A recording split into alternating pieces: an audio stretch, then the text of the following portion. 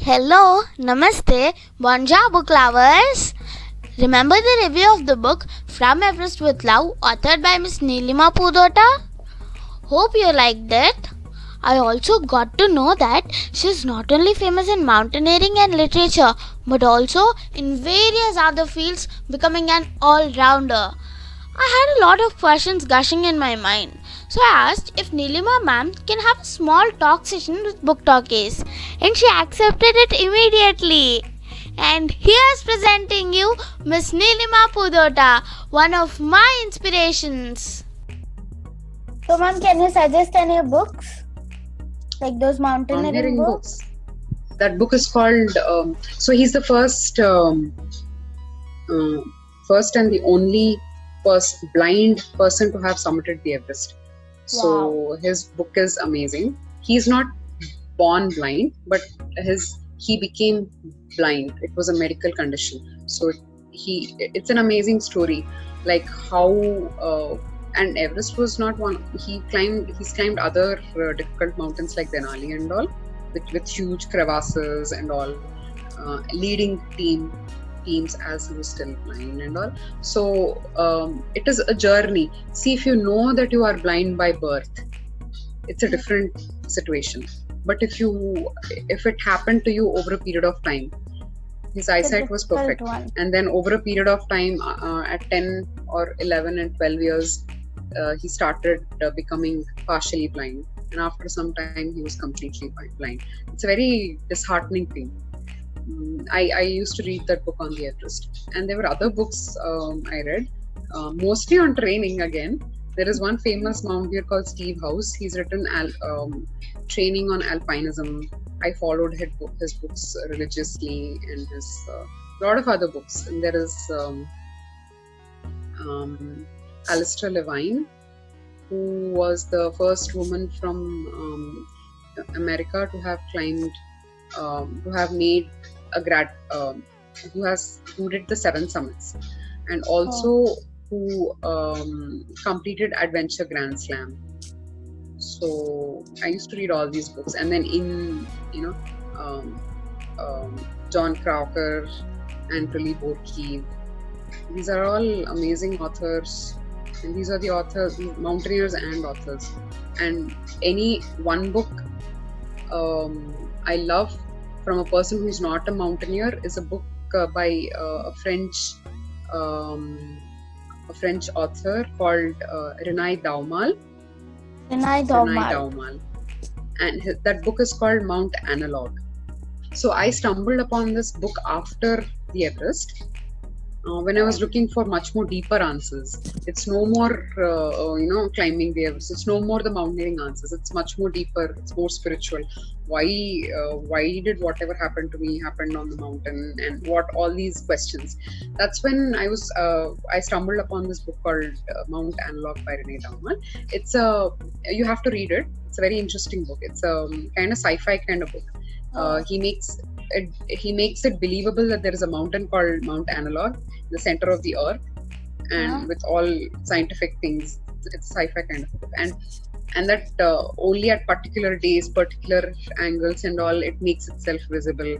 And then how there are so many people who tried to climb that mountain. So many people from all the continents around the world tried to climb Mount Analog, which is way, way, way, way more taller than Everest. Yeah, it's a fictional story. He writes like Mount Analog is a link between the mortal and the immortal, like the earth and the heaven. And then coincidentally, what happened in real life is when you read the book, you almost feel like you understand the spirituality, you understand the depths with logic, because it's sci-fi and all. But you almost feel that, and then the book, it's an abrupt kind of an ending. The author died when he was writing the book. So it's an amazing book. It's still an amazing book. It is one of my favorite books, takes on mountains, what mountains mean to humans and all. So you were mentioning that you were like, for the training of this Everest, you had been to various other treks, to various other peaks. So how did you find Everest different from all those, like all the other peaks? Height is what makes all the difference, darling. Height is what makes all the difference, because you are going to a death zone voluntarily, and your body, oxygen is what makes all the difference. Oxygen. Humans are meant for that range of oxygen. That's all. So humans, if you consider in general other earthlings, and there's so many other species that we share our earth with. So humans are not meant. When you go down sea level and below sea level, you have abundance of oxygen, too much oxygen actually. Okay. So if you see divers who dive with the oxygen cylinder, who dive down to deep sea diving and all, they inhale pure oxygen, and a lot of people, and the atmospheric pressure down is extremely high, and humans are not meant for it. People die with oxygen toxicity. That means too much of oxygen. Okay, so down under the water there is plenty of life, more life than what is there on land, but it's not meant for humans. And here this is all that we are meant for, this particular range. That's all. If you move beyond, for example, it's a general rule in Indian Army that when you it's a general rule in the Indian Army that when you are posted at areas like Ladakh, Siachen, or Assam and all that areas, where high altitude areas, they do not keep you for more than 2 months. 2 years, sorry. They do not keep you posted for more than 2 years, because it's scientifically proven that your brain alters with the lack of oxygen. It starts changing. You might have read it in my book that I'm trying to acclimatize, right? I'm trying to acclimatize. We're trying to do 5,000 to 5,500, come back. Then 5,500 you stay there, and then 6,000 and you come back. You do that up and down so that you acclimatize your body towards that kind of inhuman conditions. Sorry. So it's like inducing poison slow by slow. You're telling your body this is how it is. And one like tinaga that samet undi kada Telugulo. Tinaga vemuktiyaga avutundi annattu. If you keep taking a little bit of neem every day, one day you'll find you'll find it sweet. That's what it means. So you're trying to do that to your body. But this is a temporary arrangement. This kind of a thing is a temporary arrangement. You go there and you stay there for 2+ years. You start adapting to the climatic conditions, that surroundings. Yes, your body, exactly. Your body, nature takes you in and it adapts you. So that is why, if you see, so it's scientifically proven that the brain alters a lot. The gray matter and the white matter changes a lot. So that is why what happens at these places is, once you reach 23 months, they send you away to another place. So the reason why these Sherpas and all of these people who live at higher altitude have those kind of facial features and those kind of physical qualities is because they've adapted themselves. There are generations that have adapted to it. That is why they are short. So if you're shorter, your body doesn't travel that extra little centimeter or extra little inch to pump oxygen. And there is at a place when there is where there is lesser oxygen anyways, and their eyes are small. Yeah, they're like fish. Their eyes are small. Exactly. It's because there are a lot of winds in these areas, and it's a very dry climate. So you want to keep that. So if I climb and there are a lot of winds, if there are sudden winds, this is what you do, right? This is what you do with sudden winds. So but their bodies, they're born like that. And if you see that their nose is there a little, if you actually do this now, if you just press your hand on top of this part and you inhale, you will feel that you can take more air. Remove it.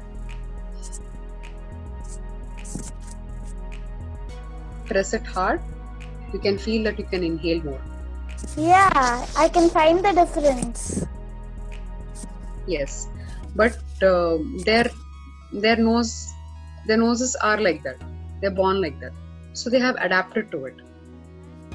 Since their ages have been completely settled over those higher altitudes.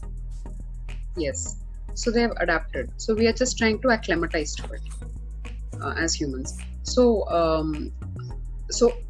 my point is oxygen and the lack of the altitude and the lack of oxygen is what makes Everest different. Everest is the most challenging. That's the most challenging part. And after climbing the Everest, I've climbed other more difficult peaks than the Everest itself, but they're not as tall as the Everest. Then how can They're they be technically difficult, difficult. ma'am? They're technically difficult. Like for example, if you see the Everest, there are not many technical points. You don't have to use the ice axe so much. It might be just a climb. You're just trying to gain altitude. So it can be like ఇప్పుడు తిరుపతి మెట్లెక్కావనుకో మోకాళ్ళ that particular thing will be there. I forgot that Where we place. have to climb with the help It's of our very hands. steep. No, there is one point where it is very steep. People take a lot of time to climb it. Okay, but otherwise there are other parts where it's not so steep. It's like this, and you keep climbing slowly. You reach slowly. So the same 100 meters gain, you will go slowly, but you will reach it faster. But this Mokal Parvatam, I forgot exactly that place, but it's extremely steep. You gain the same amount of altitude, but you will take breaks. And you'll go. It's much more difficult. So mountains also, in that way, there are different kinds of terrains. You'll have to study the terrain. Yes, For yes. example, Everest, on the south side, you have Khumbu Glacier that keeps on moving.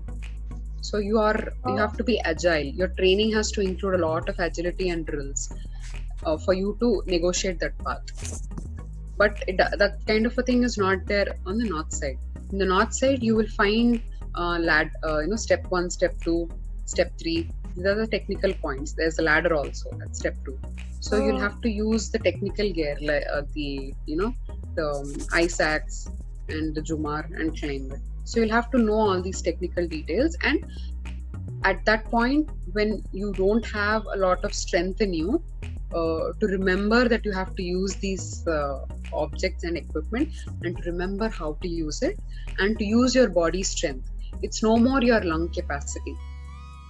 Yeah. Okay, now it's like a climbing a wall. It's the difference between climbing a wall to slow Climbing a climbing, staircase. like walking up. Like Okay. climbing staircase to climbing a wall. So that's the difference. Yes, so ma'am, that's really, I've learned a lot of new things over here today. And ma'am, you were telling that it is, I've read it in the book even. The altitude, as the altitude increases, even our oxygen level decreases. So also we have to have a lot of load to carry, like the food, sufficient amount of food, the water, and all the other technical stuff. So even a small detail can, even a minutest detail can become so heavy, which has very less weight can become so heavy during that climb. So how did you get this thought of writing a journal altogether? And how could you carry it all the way? And did you send those letters to your mom actually? No. I knew that sending it is not possible, but I did inform my teammates that should something happen to me, then this book is there, and I'd like you to give this book to my parents. That's what I've been telling to my teammates and all. I used to write in the tent. I used to write at the dining table when all of us were there. I used to write. I used to ask them their pointers, and I used to write their perspective. A lot of things. It kept me occupied, and I also knew that there will be some days where I cannot write because I'll be extremely tired. And I've also mentioned that in the book. I've mentioned that, for example, that day I've written, and I've told that I'm updating it 2 days later. I've also mentioned Yeah. that I'm updating I'm updating after 4 days because I'm taking the rest, so I have time. That's when I'm writing it. So the idea is to write as soon as possible. There are some days where I wrote it immediately after a climb because I didn't feel so much of stress. Because you must understand that I've already did a pre-Everest climb. So 6,500 meters, my body is kind of acclimatized to it. So I still have that little energy in me to write, or energy in me to do little things. But you are right. Even a single, they say that सुई भी भारी पड़ जाता है after a point in Everest में. So not on Everest, on any mountain. So what I did do was, I think 7,200 meters. First time I went, I carried just the refill of the pen and 2-3 pages of my book. That's all. Just 2-3 pages I carried. That's all. And 7,200. Second time I went, I did the same thing, and I took more pages, but I did not document anything after 7,200. I think second time I went, I wrote on 7,200. Yes, you did, ma'am. I wrote on 7,200, but beyond which I did not write. I came down and wrote. Yeah, before the actual climb, like after the ABC. Yes. You know more than a lot of adults now. Ma'am, thank you so much, but I don't think I know a lot of stuff. Ma'am, so your parents supported you a lot in your trek, and they were pushing you up, right? My parents, initially, when I was traveling alone, when I was doing small treks and all, they were not very supportive. They never understood what I was doing, but they did not bother me. I cannot tell that they are very supportive parents, that they knew what I was doing. But they were not discouraging also. They were not discouraging. They just allowed me to be myself. They allowed me to explore. I do understand their predicament about sending, I don't know, tomorrow if, God forbid, I don't know, tomorrow if my children want to climb, I might be a little confused, because I know how dangerous the mountains are. But after I told my decision very strongly that I want to climb no matter what, I got their full support. That's all I did. Train. Morning, I used to get up around 4:30, and I used to do something or the other, read books, or go for raise funds, sponsorship and all, meet people, all of these things. So my life revolved around Everest and evolved. So my parents, they never stopped. They never asked me, that today is a festival day, don't eat this, don't eat that. They never told that. They gave me my space to grow. So, ma'am, after your trek, when you came back, when you switched on your phone, you had n number of messages and wishes popping up in your phone. So how, they felt that you have completely summited the peak and came back. So now, how did you feel that? Were you in a bit guilt or what? How did you feel when you saw those messages? So each one of them published a different story. Oh, really? So it's also the reason why I wanted to write the book, because I wanted the reality to be out there and it's accessible to everyone from my perspective. So the thing with mountaineering is, it's not a spectator sport. It's not like what you see live, like with cricket or any Olympic sports. It's not like that. Okay, and something that every one of us already knew. What happens on the mountains, no one knows what reality is, and what we come back and tell the stories. And a lot of people don't even come back to tell the stories. But this is something that shook me, because it was not me, but it was my Sherpa who suffered. Yeah. And my life, to be able to choose whatever I want to do with my life, is my choice. is my choice. But when someone else's life depends on you, you cannot make that choice for them. You cannot make that choice for them. So I had to take the decision. It was not a decision that I was happy with, but it was a decision that I had no choice with. That's all I can say. So I came down, and a lot of things were happening with this media thing, with everyone. So many different kinds of stories were running. But in my mind, my only concern was with the Sherpa. Okay. A lot of things were happening, a lot of messages were coming and all. But my only concern was with the Sherpa, because I knew that his life was a danger, and all I wanted was him to be safe. And once I ensured that he was safe is when I slowly started talking to media. And I think after a few weeks, 2 or 3 weeks, is when I told people that I had the medical certificate, his medical certificate and all that came in a week later that I came to Hyderabad. It's there in the book, all the medical certificates and everything, along with the dates. Yeah. So it reached to me a week later. I knew what was happening to him, but I kept quiet because my concern is my whole focus was on the Sherpa. I wanted him to be safe. And then I told people that there was something wrong, but I do not know what is wrong because there was no medical certificate yet with me to prove. But when it did come, I told them this is what happened. I keep repeating it even today that this is what has happened, this is what has happened. But my primary concern is still with the Sherpa. And it's the reason why I went back and I had to meet him, and that's how the book ends. You mentioned it in the So a lot of things happened. There was a lot of criticism, a lot of things happened. And I think I've evolved out of all of these things. This book in itself has made me a better person. Made me I was able to write my emotions down and translate it into words that people felt it. It's not like it's not just placing facts or something. So it just reached everyone's heart. Exactly. So you write to you, they're happiness to you, and there are some books that will make you cry. The author has translated their I don't know, their fear or their trauma to you. This is one such book. That I healed myself through the book. But I definitely know that a lot of people cried reading the book. But I was healed when the book happened.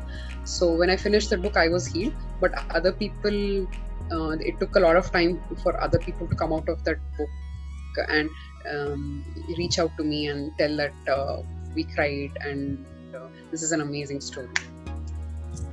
Yes, ma'am, it is truly a heart-touching story of yours. So, did you feel like yes, I have saved one Sherpa's life, or were you still unsatisfied about your expectation that you couldn't reach the top? My dream was to reach there. How couldn't I? It was just a single life. Was it like that? It was like that for a very long time. Until the book release, man. Things have changed a lot. The mountain has changed a lot.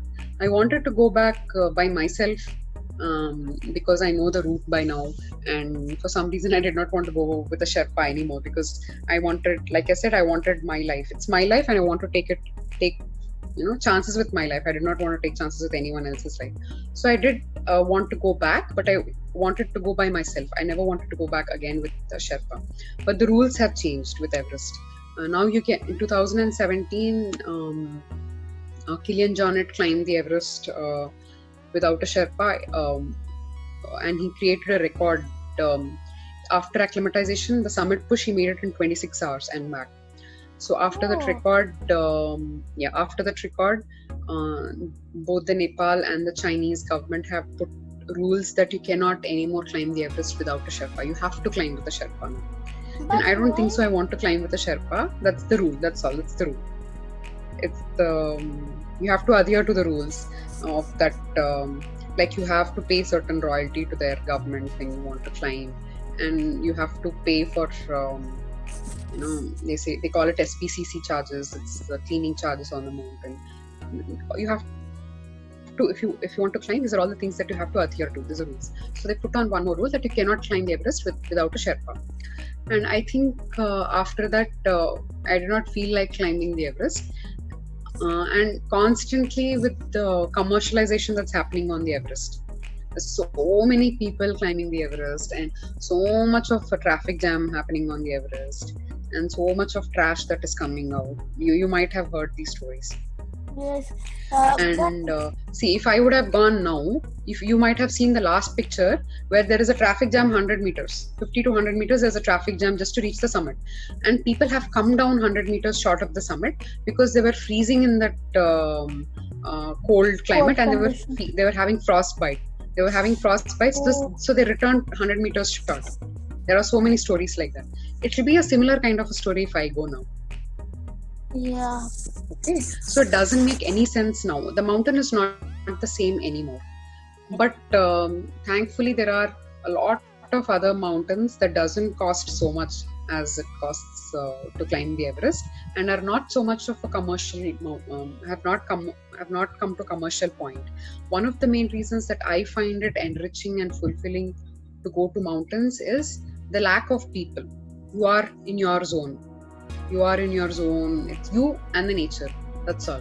You feel like you are one with the nature. But when there are people around, and when you take a part of the civilization to the mountains, like part of this chaos back to the mountains, part of this chaos like traffic jam and pollution and the waste and all, your heart kind of breaks. There's no point in going to the mountains.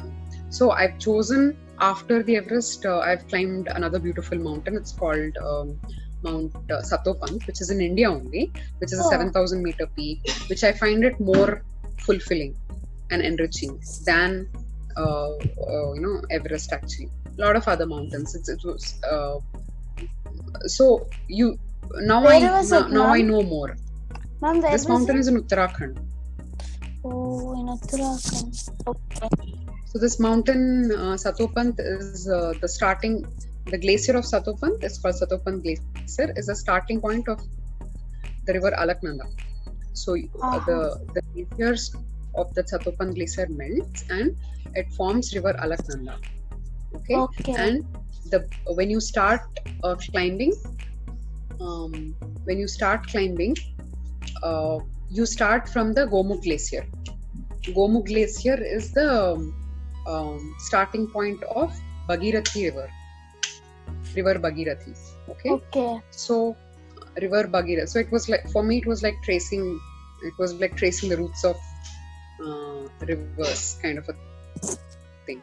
So when River Bhagirathi and river that was the first glacier that I went, starting from Gomukh Glacier. The last glacier was Satopant Glacier.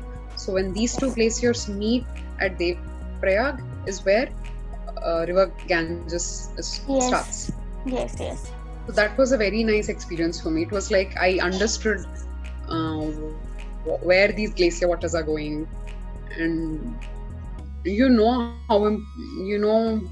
rivers, the lifelines of India, and these Ganges. You got to know a lot more about them. Importance. Yes, and it's very, very difficult. You just have to reach to the base of the Satopant Glacier. You have to cross your way across 5 other glaciers. It's very difficult terrain. Yeah. So there are other difficult mountains. This is what I tell when there are other technical mountains. You have a choice to go technical and choose more difficult mountains than Everest. Yes. Ma'am, you were you're just telling me like how mountains are and how difficult mountains are other than Everest. Not only Everest, but there are even other mountains which are quite a bit difficult in climbing. So do you think you had a encounter with failure very properly and got to know a lot from it? And how do you think failure can help us in reach our goal or build us properly? As a society, we have to teach children, and we have to have this culture of accepting failure, the fear of rejection. We have to teach it from a very early age. from school, through academics, through sports, through many platforms. Luckily for me, I've been exposed to so many of these platforms, like I told in the beginning of this session. Yes. So I was into a lot of activities, academic and extracurricular activities. So when I failed at my corporate at any point, I was not disheartened. It was not the end of the world. It's not the end of the world, and I had so many other things to look forward to when I get up in the morning. If that particular day, like if lockdown happened, I think hardly for a week or 2 weeks I was disheartened. I was like, I didn't know what to do. And I think even that 1 or 2 weeks I was doing some of the other things. I thought that this will be a temporary situation and then it will be done. But now that we realize it's not a temporary situation, that we have to live with this for quite some time, so lifestyle has changed. So this is what failures, unpredictability, this is what they teach you, to adapt yourself, that this one particular route is not the route to success. If you fail here, it's not the end of the world.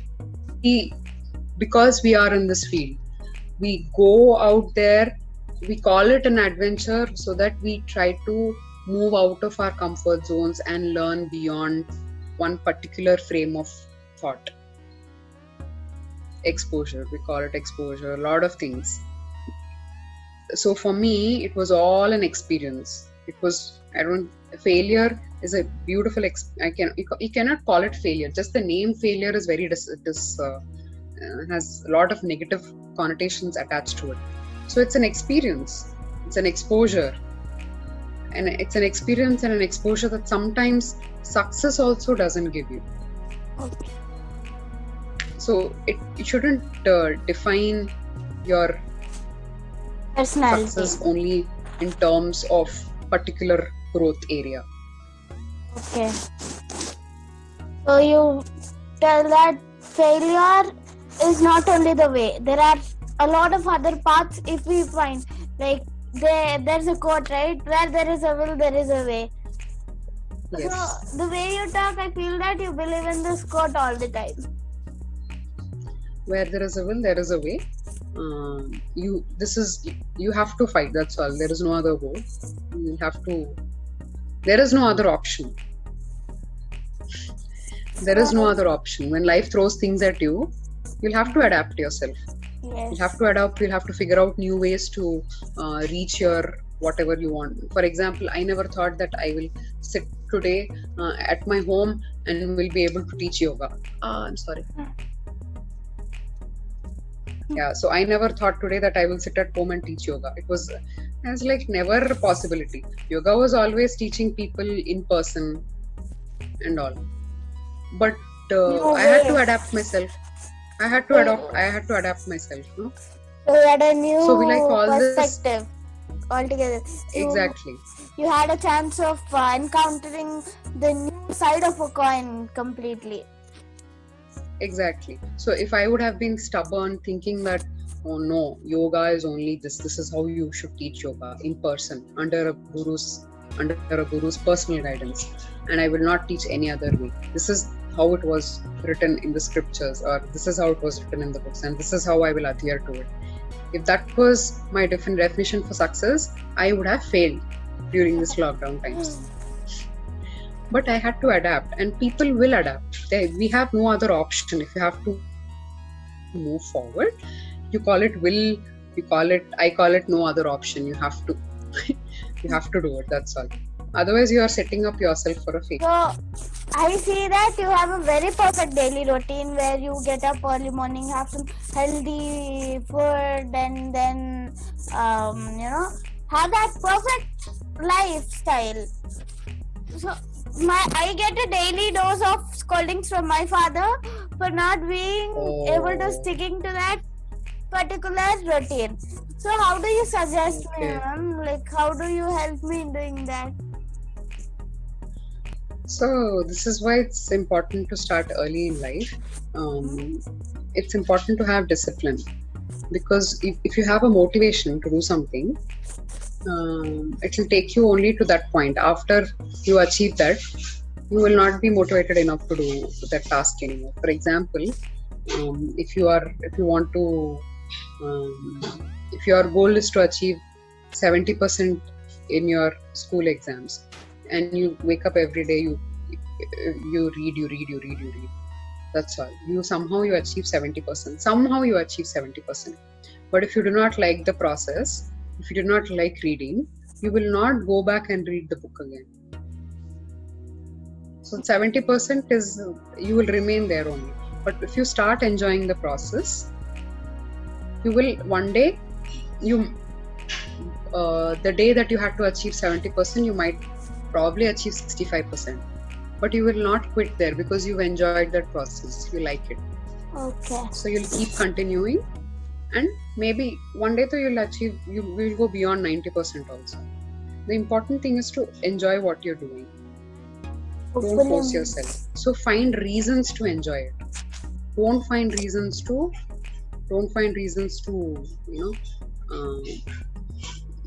to hate it. For example, you have to get up in the morning. You know all the goodness that comes with when you wake up in the morning. You know that your day is more productive. Your day starts early, so you have a longer day, so you can do so many more things. Lot of things. Yes. You wake up to sunrise, beautiful mornings and all. Give yourself all of these reasons. Be positive about going there. Don't give reasons that yesterday I couldn't sleep at that time. That reason will work 1 or 2 days. After that, if you really focus on the positive aspects of waking up in the morning, you will think before going to the bed. You will realize, oh shit, so today it's better if I start. 1 or 2 days maybe you slept late, but third day you will tell to yourself, I better sleep early because I want to get up early, because these are all the good things that will happen to me when I get up early. So think of all the positive things that will happen, that you want, with whatever you want, so that you enjoy the process and you let go of all the negative things naturally. I'll try it, Mom. I'll try it and let you know soon. Yes. Mom, it was such a fun talking to you today. I really felt very comfortable, and I hope I made you even more comfortable. And thank you for being here. It's my pleasure to have you here today on Book Talkies. Yes, I loved all your questions. I loved how you asked me questions that go beyond the book. That is the best part of this interview. Thank Because you so much. a lot of people ask very superficial questions. They ask like, why did you want to climb the Everest? What made you think? All of these things. But you went beyond the book. You ask questions from the book, and you ask questions beyond the book. Like, how did you take up criticism after climbing the Everest? How did you, because you came short of 200 meters, how did you take that in your stride? And what is your take on failure? So it's amazing how much children can teach us, actually. Your perspective, how much a child's perspective can teach an adult. So I'm very grateful that I've had this interview with you. Thank you so much, Mom. Like, I felt so happy today. I gained a lot of knowledge. Like, I got to know a lot of new things today in this conversation, and I hope we have many such conversations ahead. Thank you so much, ma'am. Whenever you want to. You're welcome.